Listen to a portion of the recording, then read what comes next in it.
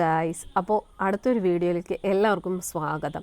നമ്മുടെ OC talkies എല്ലാവർക്കും അറിയാം. നമ്മുടെ കൃഷ്ണകുമാറിൻ്റെ മക്കൾ 4 പേരുണ്ട്. 4 പേർക്കും യൂട്യൂബ് ചാനലുണ്ട്. അവരുടെ ഫാമിലിയിൽ എല്ലാവർക്കും യൂട്യൂബ് ചാനലുണ്ട്. അപ്പോൾ ഈ കഴിഞ്ഞ ദിവസം കൃഷ്ണകുമാറിൻ്റെ ഇളയ മകളായിട്ടുള്ള ഹൻസിക കൃഷ്ണ അവരുടെ ഒരു സബ്സ്ക്രിപ്ഷൻ വീഡിയോ ലീക്കായിട്ടുണ്ടായിരുന്നു. അതുമായി റിലേറ്റഡായിട്ട് ഭയങ്കര വിവാദമായിരുന്നു. അതിന് തൊട്ട് പിന്നാലെ ഇപ്പോൾ ദിയ കൃഷ്ണ ഒന്ന് എയറിൽ പോയിരിക്കുകയാണ്. സംഭവം എന്താണെന്ന് വെച്ച് കഴിഞ്ഞാൽ, ഈ കഴിഞ്ഞ ദിവസം മദേഴ്സ് ഡേയുടെ അന്ന് ഈ പറയുന്ന ദിയ കൃഷ്ണ ഹസ്ബൻഡായിട്ടുള്ള അശ്വിൻ കൃഷ്ണയുടെ ഫാമിലി അച്ഛനെ അമ്മയൊക്കെ ആയിട്ട് പുറത്ത് പോയിട്ടുണ്ടായിരുന്നു. അവർ ചെറിയൊരു ആഘോഷവും കാര്യങ്ങളൊക്കെ ആയിരുന്നു. അപ്പോൾ അന്ന് ആ മദേഴ്സ് ഡേയുടെ അന്ന് തന്നെ ഈ ദിയ കൃഷ്ണ കുറച്ച് കാര്യങ്ങൾ പറഞ്ഞിട്ടുണ്ടായിരുന്നു. എന്തായാലും നമുക്ക് അതിൻ്റെ ചെറിയൊരു വീഡിയോ ഒന്ന് കാണാം. അശ്വിൻ്റെ അമ്മ എന്ന് പറയുന്നത് അമ്മ എന്ന് വിളിച്ചുകൂടെ? എനിക്ക് അമ്മ എന്ന് വിളിക്കാൻ മരുതൻകുഴി വീട്ടിൽ ഒരാൾ ഇരിപ്പുണ്ട്. പുള്ളിക്കാരുടെ പേരാണ് സിന്ധു കൃഷ്ണകുമാർ. അപ്പോൾ ആ പുള്ളിക്കാരിയെ അല്ലാതെ എനിക്ക് വഴി നിൽക്കുന്ന എല്ലാവരും അമ്മയെ അച്ഛനൊന്നും എനിക്ക് വിളിക്കാൻ പറ്റില്ല. അപ്പോൾ അശ്വിൻ ഒരിക്കലും വന്ന് എൻ്റെ അമ്മയെ കണ്ടിട്ട് അമ്മയെ അല്ലെങ്കിൽ എൻ്റെ അച്ഛനെ കണ്ട അച്ഛ എന്ന് വിളിക്കത്തില്ല. അങ്ങനെ വിളിച്ചാൽ ഞാനും ചോദിക്കും എനിക്ക് എന്താണെന്ന് ഞാൻ ചോദിക്കും. നാളെ ഓമി കല്യാണം കഴിച്ച് വേറെ എങ്ങോട്ടെങ്കിലും പോകുന്നു. അപ്പോൾ ഓമിയുടെ വൈഫിന്റെ അമ്മേനെ ഓമി ചെന്ന് അമ്മ എന്ന് വിളിച്ചാൽ ഞാൻ അവരോട് ചോദിക്കും അപ്പോൾ ഞാൻ ആരെന്ന്. ഇപ്പോൾ ഓമി വേറൊരാളെ പോയി അമ്മ എന്ന് വിളിച്ചാൽ എനിക്ക് സ്ട്രെസ് ആവും. എനിക്ക് എന്നെ മാത്രം വിളിച്ചാൽ മതി അമ്മ. എല്ലാവർക്കും അവരവരുടെ പിള്ളേർ അമ്മ എന്ന് വിളിക്കുന്നതായിരിക്കും ഇഷ്ടം. എല്ലാവരും കൂടെ വന്നിട്ട് അമ്മയെന്ന് വിളിക്കാൻ കാവിലെ അമ്മയൊന്നും അല്ലല്ലോ. അപ്പോൾ ഇതാണ് സംഭവം. ദിയ കൃഷ്ണ സ്വന്തം ഭർത്താവിൻ്റെ അമ്മയെന്ന് വിളിക്കേണ്ട കാര്യമില്ലല്ലോ. അതായത് കാണുന്നവരെയൊക്കെ അമ്മയെന്ന് വിളിക്കേണ്ട കാര്യം, റോട്ടിൽ പോകുന്നവരെയൊക്കെ അമ്മയെന്ന് വിളിക്കേണ്ട കാര്യമുണ്ട്. എനിക്ക് അമ്മയെന്ന് വിളിക്കാനായിട്ട് എന്നെ പ്രസവിച്ച എൻ്റെ സിന്ധു കൃഷ്ണ അവരുണ്ട്, അല്ലാതെ കണ്ണി കണ്ടവരെയൊന്നും വിളിക്കേണ്ട കാര്യമില്ല എന്നുള്ളൊരു രീതിയിൽ ഈ പറയുന്ന ഭർത്താവിൻ്റെ അമ്മയും അച്ഛനെയും ഇരുത്തിക്കൊണ്ടാണ് ഈ പറയുന്ന ദിയ കൃഷ്ണ ഇങ്ങനെയുള്ളൊരു സ്റ്റേറ്റ്മെൻറ്റ് പറഞ്ഞത്. എന്തായാലും അത് നല്ല രീതിയിൽ അങ്ങ് വൈറലായി. ഇവരെ ഇഷ്ടപ്പെട്ടുകൊണ്ടിരുന്ന ആൾക്കാർ പോലും ഈ പറയുന്ന ദിയ കൃഷ്ണയുടെ ഈ ഒരു സ്റ്റേറ്റ്മെൻറ്റ് ആർക്കും അത്രയ്ക്ക് അങ്ങോട്ട് ഇഷ്ടപ്പെട്ടില്ല.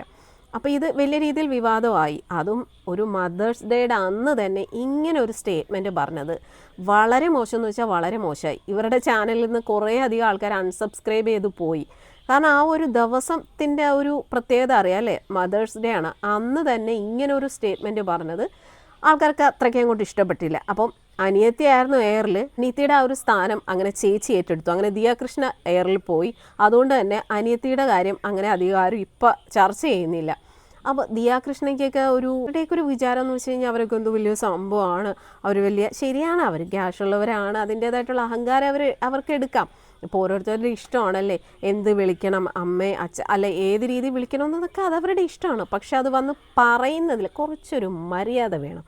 ഇത്ര അഹങ്കാരം പിടിച്ച രീതിയിൽ വന്നിരുന്നു പറയുമ്പോഴത്തേക്കും അത് കാണുന്ന ആൾക്കാർക്ക് അങ്ങോട്ട് അത്ര ഇഷ്ടപ്പെടത്തില്ല. അതും അന്നത്തെ ദിവസത്തിൻ്റെ പ്രത്യേകത എന്തായിരുന്നു എന്നുള്ളത് കൂടെ ഒന്ന് ഓർക്കണമായിരുന്നു. അത് ആഘോഷിക്കാനാണ് ഈ പറയുന്ന ഭർത്താവിൻ്റെ അച്ഛനെ അമ്മയൊക്കെ വിളിച്ചിട്ട് ഇവർ പുറത്തേക്ക് പോയത്. എന്നിട്ടാണ് ഇങ്ങനൊരു കാര്യം പറഞ്ഞത്.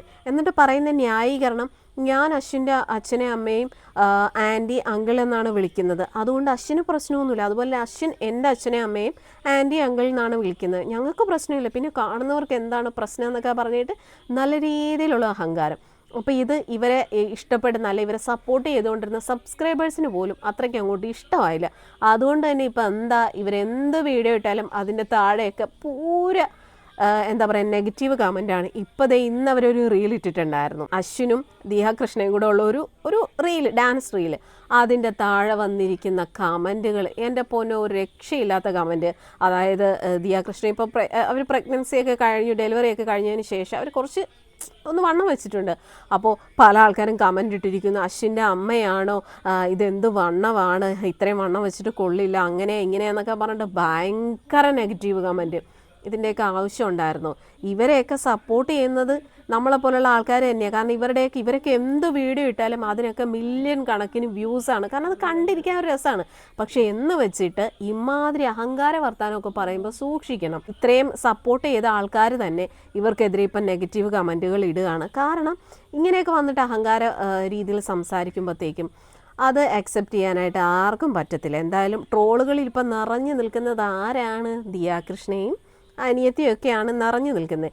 ഇവർക്ക് പിന്നെ പണ്ടേ ഉള്ളതാണ്, ഏതെങ്കിലും ഒരു ഇഷ്യൂ വരുമ്പോഴത്തേക്കും ഇവരെയൊക്കെ ആൾക്കാർ എടുത്ത് വെച്ച് നല്ല രീതിയിൽ അങ്ങോട്ട് ഉടുക്കും. അഹങ്കാരം കുറച്ചൊന്നുമില്ല, അത് എല്ലാത്തിനും അതെ. ഇപ്പോൾ ഈ ഇളയ പെണ്ണിൻ്റെ ഒരു സബ്സ്ക്രിപ്ഷൻ വീഡിയോ ലീക്കായിട്ടുണ്ടായിരുന്നല്ലോ, അപ്പോൾ അത് എല്ലാ യൂട്യൂബേഴ്സും എടുത്ത് റിയാക്ട് ചെയ്തു, ഒരുപാട് ആൾക്കാരെടുത്ത് ട്രോളി. അപ്പോൾ ഇവരുടെ വീഡിയോ എടുത്ത് റിയാക്ട് ചെയ്തവർക്കൊക്കെ ഇവരങ്ങ് സ്ട്രൈക്ക് കൊടുത്തു.